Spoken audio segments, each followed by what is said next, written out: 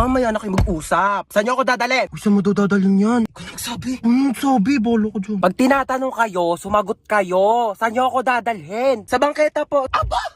Sinasagot-sagot niyo na ako ngayon? Ay, sabi niyo po kasi sumagot kami. Magrarason ka pa? Aray, malayo pa ba tayo? Diyan lang po banda sa kabila. Oh, diyan lang naman pala pupuntahan. Eh bakit hindi pa tayo naglakad? Kotse-kotse pa kayong mahal-mahal na nga ng gas. Ang galing, para akong main character. Pwede po ba mahiram yung cellphone niyo po? Eto Hello? Nasa amin ang mama mo, kinidnap namin siya. 1 milyon kapalit niya. Pag binigyan kayo ng anak ko ng 1 milyon, ibabalik niyo ako sa kanya. Opo. Eh di pag sa inyo ako sumama, anak ko ang bibigyan niyo ng 1 milyon kapalit ko. Ano po kasi?